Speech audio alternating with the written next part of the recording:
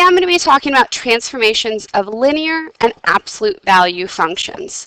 Now there's three transformations that we haven't talked about yet, we haven't seen. I'm going to quickly go over those.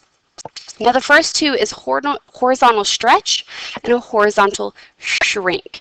And now if I tell you you have, let's say, a horizontal stretch of a factor of 3, we're always going to take the reciprocal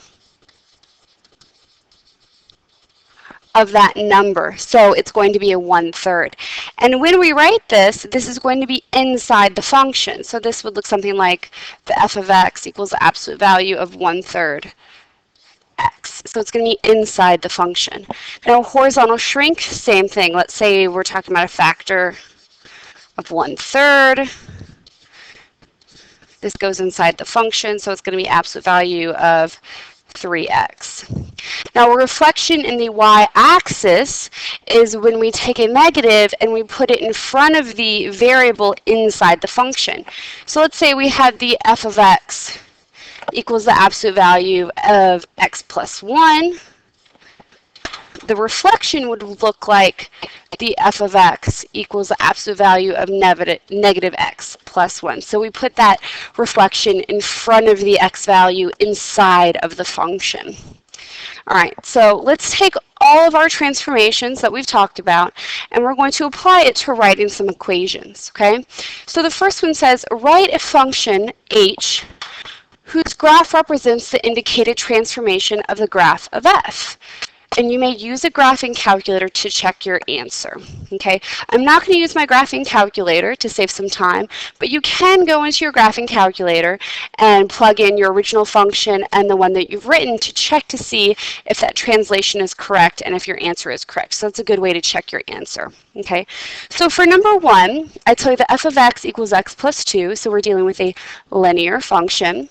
And I tell you that the new function is a translation 2 units to the right. Well, when we go left and right on our graph, that's something where we write it on the inside of the function and we take the opposite. Meaning if it's to the right, it's negative. If it's to the left, it's positive.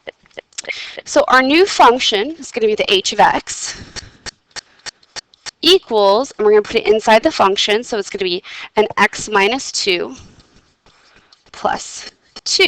Now we can simplify this because we can distribute effectively this 1 right here because we don't have any absolute value. We don't have an exponent there, so we can distribute our 1. So we can simplify this to h of x equals x minus 2 plus 2. So our new function is the h of x equals x. And like I said, if you put in x plus 2 and then you put in x, you'll see that there'll be a translation of 2 units to the right from the old to the new function. Okay. Our next one, we're still dealing with a linear function. We have the f of x equals 2x minus 9. And now we're dealing with a translation of 6 units up. When we go up and down, it's going to be on the outside of the function, and it's going to be the same sign. So that's kind of the outside, the same sign. So if up, it's plus, if it's down, it's minus. So our new function is going to be the h of x equals 2x minus 9, and since we're going 6 units up, we're just going to add a 6 at the very end, and now we can simplify. So our function is the h of x equals 2x minus 3. And that is our new translated function. Now let's look at something if I give you a graph, all right? So it says, write a function g whose graph represents the indicated transformation of the graph of f.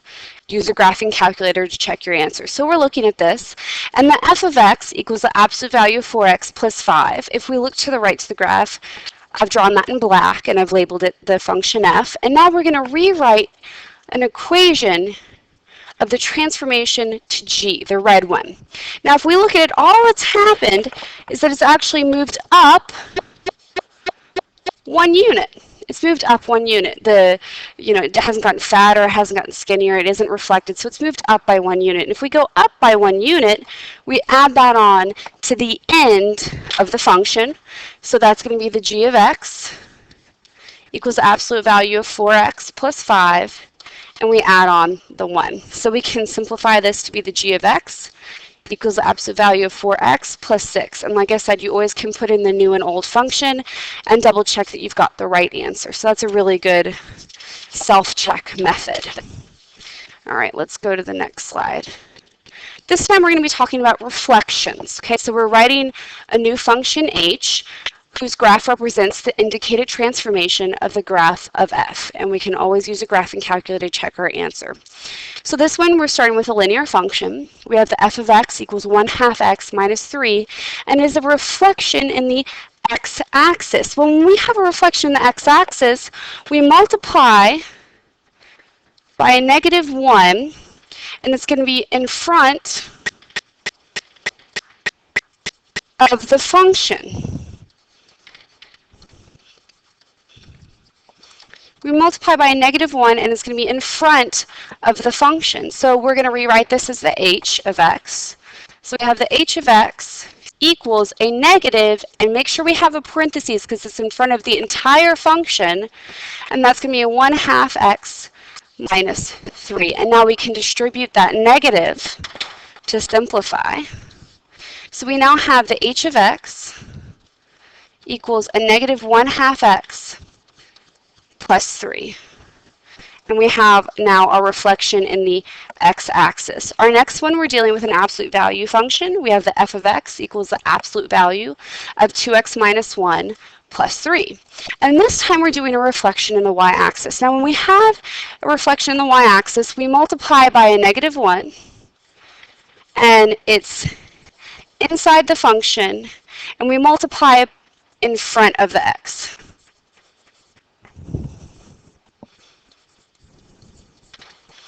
All right, so what this is going to look like is the h of x equals absolute value of -2x minus 1 plus 3. And that's it. We just put it inside the function in front of the x, the coefficient of the x. So that's our reflection.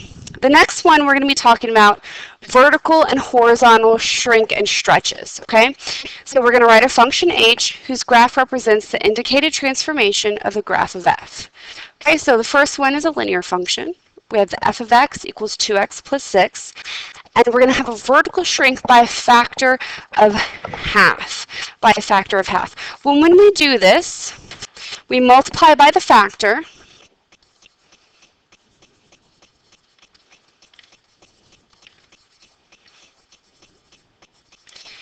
in front of the function. Kind of the same as the reflection in the x-axis.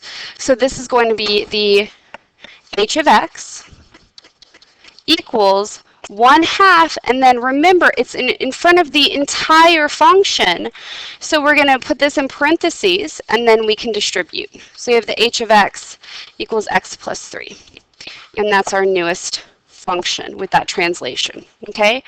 And then our next one is a horizontal stretch. Now remember, when we take a horizontal stretch by a factor of 4, we're going to take the reciprocal, which is 1/4, so we're going to multiply by 1/4, and it's going to be in front of the x inside the function.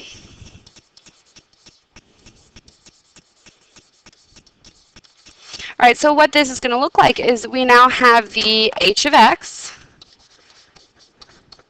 absolute value of 1/4 x plus 3. And now we've got our new equation, and of course we always can put this into our calculator and see if we have the correct translation and the correct equation for that translation. All right, this very last one is a graph. We're going to look at this graph, and we're going to see what happened from the f of x, the black one, to the g of x, the red one, and we're going to write a new function g. Okay, so the first one is the f of x equals 6 minus x. Well, I'm going to rewrite this into slope-intercept form, kind of make this a little bit easier.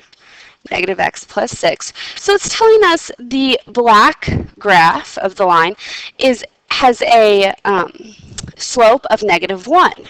Okay, and a y-intercept of 6. Well, if you look at the red one, the y-intercept is still the same. So the g function, we're still going to have a y-intercept of 6. So that hasn't changed. We haven't moved it up, down, left, or right. So that means we've either stretched it or we shrunk it. So if we look at this, we can see that the slope is different. And if we look at 2 different points right here, it goes up 3, minus 1. So our new slope is a negative 3. So we can plug in a negative 3x, right? And now we have our new function looking at this graph. Now what I'm going to do, the very last slide, is I'm actually going to draw kind of a cheat sheet chart listing all of the different transformations and kind of how we rewrite these equations, okay? And I think this might help a little bit. So what we have is, let's think about it. The first thing that we can do is a translation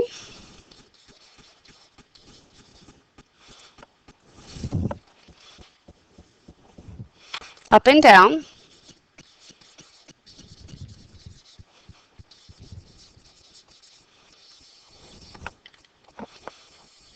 And a translation left and right.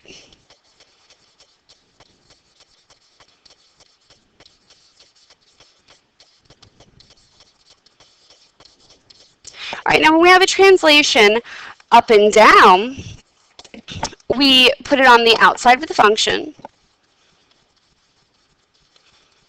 And it's the same sign as the translation. So if it's going up, it's positive. If it's going down, it's negative.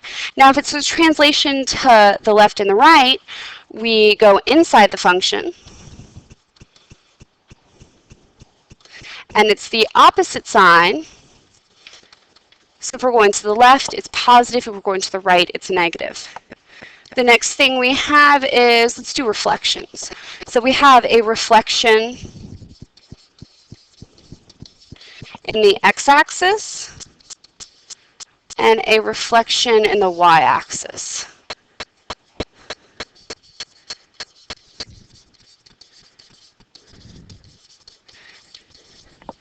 Now when we have a reflection in the x-axis, we're going to multiply by a negative 1 in front of the function.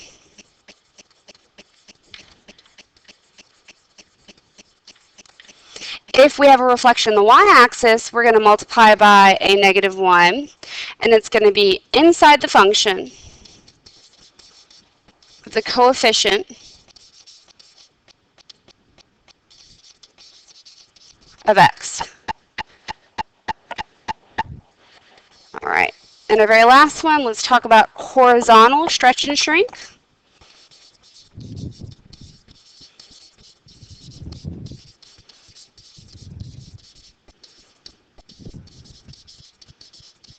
And then vertical stretch and shrink.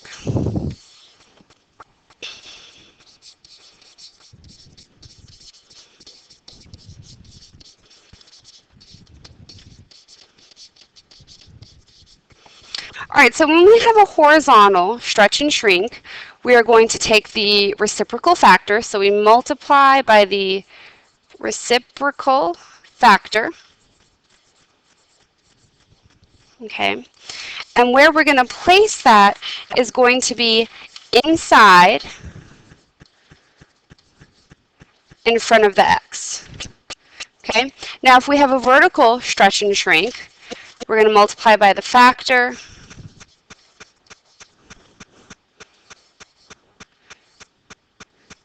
and it's going to be in front of the function, of the entire function.